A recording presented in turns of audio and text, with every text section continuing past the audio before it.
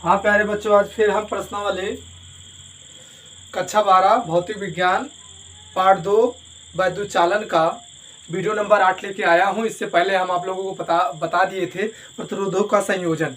जो प्रतिरोधों का संयोजन होता है या दो प्रकार का होता है, नंबर 1 श्रेणी क्रम, नंबर 2 समांतर क्रम या पार्श्व क्रम।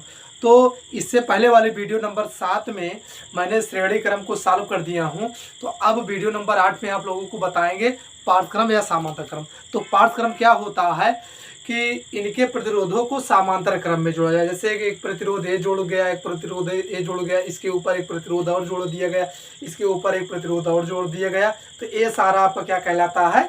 समांतर क्रम कहलाता है। क्या कहलाता है? समांतर क्रम। तो सबसे पहले मैंने हेडिंग क्या डाला? पार्श्व क्रम या समांतर क्रम। तो इसका फिगर मैंने डिराइव कर दिया हूँ यहाँ, या फिर से हम डिराइव कर देते हैं। तो इसका जो फिगर है आपका,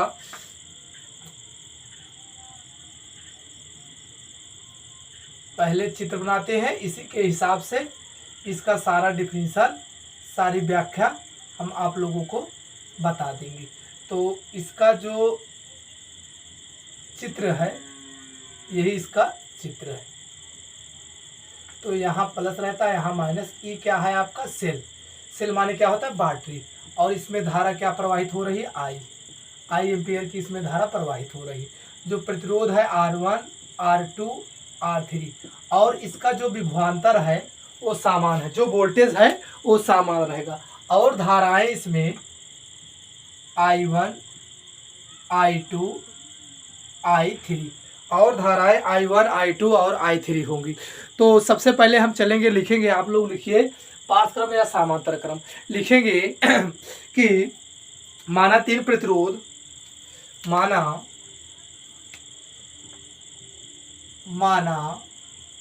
तीन प्रतिरोध R1, R2 व R3 को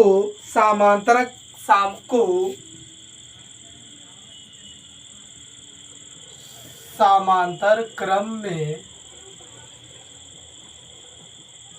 जोड़ा गया है।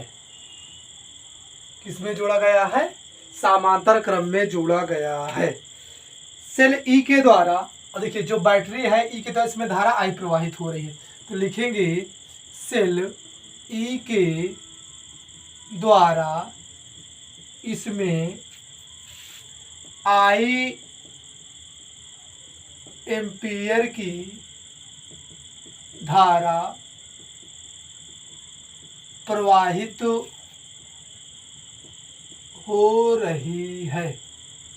क्या प्रवाहित हो रही है? धारा, आई एम्पियर की धारा प्रवाहित हो रही है। आई एम्पियर की धारा प्रवाहित हो रही है। देखिए, माना तीन प्रतिरोध R1 R2 व R3 है, जो समांतर क्रम में जुड़े गए हैं। देखिए, सब समांतर क्रम में जुड़े गए हैं। सेल ई जो बैटरी लगा है, सेल ई के द्वारा इसमें आई एम्पियर की धारा प्रवाहित हो रही है। क्या प्रवाहित हो रही है? धारा प्रवाहित हो रही है। और तीनों प्रतिरोधों के लिए देखिए, जो तीन प्रतिरोध R1, R2, R3 है, उसके लिए विभवांतर क्या है? V। तो लिखेंगे तीनों प्रतिरोधों के लिए विभवांतर भी एक समान होगा। जो विभवांतर होगा एक समान होगा। तो ये लाइट की कमजोरी है, तो इसको मैं दूर कर, विभवांतर समान होगा। लेकिन जो धारा आई बह रही थी वो I1, I2, I3 में चेंज हो गई। तो लिखेंगे लेकिन प्रतिरोधों के सिरों के बीच विभवांतर, लेकिन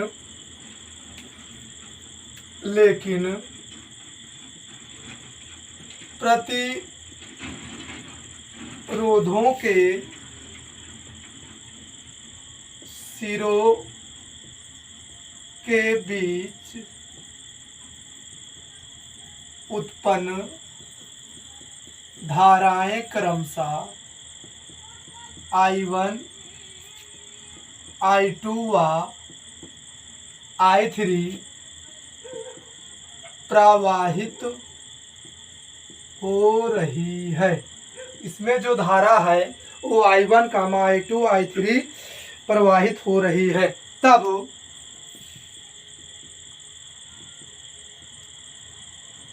ओम के नियम से, किसके नियम से? ओम के नियम से। तो ओम का नियम होता है V equal to V proportional I, जो विभवांतर होता है धारा के अनुक्रमानुपाती होता है, या V इक्वल टू क्या होता है? RI। R क्या है? कांस्टेंट, जिसे हम क्या कहते हैं? प्रतिरोध। तो ओम का जो नियम है V बराबर RI, तो यहाँ विभवांतर अकेला है, R क्या है? R1, I क्या है? I1। तो यही आपका रूल लगेगा। तो यहाँ हम लिखेंगे ओम के नियम से V बराबर R1I1, R1I1। तो यहाँ से मुझे क्या निकालना? I। चलिए मैं निकाल लेता हूँ। तो I बराबर क्या हो जाएगा? I बराबर V बटा R1I बराबर I1 बराबर क्या हो जाएगा? V बटा R1। तो इसी प्रकार हम दूसरा निकाल लेते हैं कि V बराबर R2I2, या V बटा कितना? R2 बराबर I2। ये निकल के आ गया। इसी प्रकार मैं अगला निकाल लेता हूँ, V बराबर R3I3, या V बटा R3 बराबर क्या निकल के गया? I3। तो समीकरण नंबर 1 आ गया, समीकरण 2 आ गया, समीकरण क्या आ गया? 3 आ गया ओम के नियम से। तो अब कहेंगे समीकरण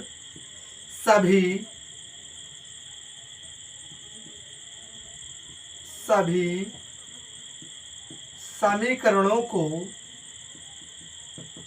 जोड़ने पर, जब सबको जोड़ेंगे तो आ जाएगा I1 I2 I3, I1 धन I2 धन I3। तो I1 का जो मान है V बटा R1, इसका मान क्या है? V बटा R2, इसका मान क्या है? V बटा R3।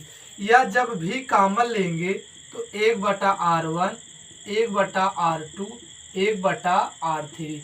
अब यहाँ से देखिए I1 धन I2 धन I3, ये समीकरण नंबर क्या आ गया? 4 आ गया।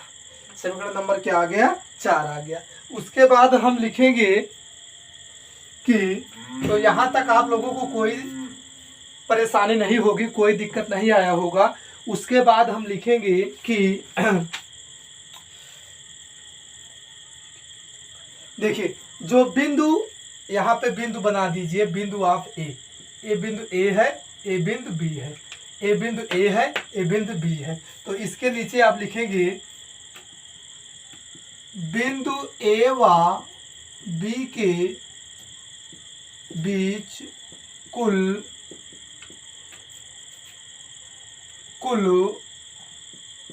धारा I बराबर I1 धन I2 धन I3।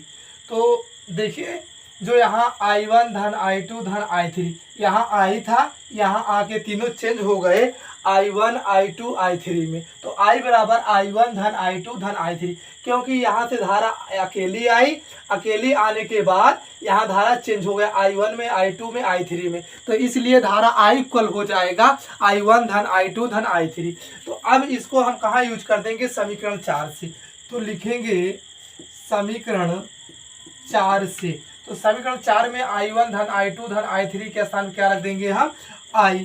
तो I बराबर V बटा V इंटू 1 बटा R1, 1 बटा R2, 1 बटा R3। समीकरण नंबर 5 हो गया। समीकरण क्या हो गया? 5 हो गया। उसके बाद फिर लिखेंगे हम कि बिंदु ए व बी के बीच तुल्य प्रतिरोध R हो। तो देखिए तुल्य प्रतिरोध मतलब ये होता है 1 बटा R1 धन R2 धन R3 ना रहकर टोटल क्या हो जाए? R हो जाए। टोटल क्या हो जाए? R हो जाए। तो लिखेंगे बिंदु ए व बी के बीच तुल्य प्रतिरोध R हो तो ओम के नियम से, इसको ऐसे बना लीजिए नहीं तो आप लोग कंफ्यूजन हो जाएंगे। ओम के नियम से V बराबर RI, V बराबर क्या हो जाएगा? RI। तो अब यहाँ देखिए I बराबर हो जाएगा V बटा आई बराबर, यहाँ से आई बराबर क्या हो जाएगा V बटा आर। तो अब इसको हम समीकरण कहाँ रख देंगे 5 में। अब आई का मान कहाँ रखेंगे समीकरण 5 में। तो अब कहेंगे कि समीकरण 5 में आई का मान रखने पर, जब आई का मान यहाँ 5 में रखेंगे तो यहाँ से हो जाएगा कि V बटा आर इक्वल भी 1/R1 धन 1/R2 धन 1/R3। तो V से भी कैंसिल हो गया, 1/R बराबर 1/R1 1/R2 1/R3। तो यही आपका निकल के आ गया। V 1/R बराबर 1/R1 धन 1/R2 धन 1/R3 धन 1/R3 आ गया, धन 1/R3 आ गया।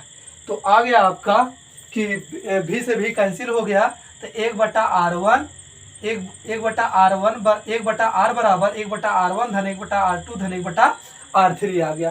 तो अब आप लिखेंगे कि इसके नीचे लिख लीजिए, इसके नीचे आपको लिखना है, मैं इसको मिटा दे रहा हूँ, इसका कोई काम नहीं है। तो अब इसको मैं मिटा दे रहा हूँ, इसका कोई काम यहाँ पर नहीं है। तो हम लिखेंगे कि समांतर क्रम में जुड़े हुए प्रतिरोधों के, समांतर क्रम में जुड़े हुए प्रतिरोधों के तुल्य प्रतिरोध का व्युत्क्रम, तुल्य प्रतिरोध का व्युत्क्रम उन प्रतिरोधों के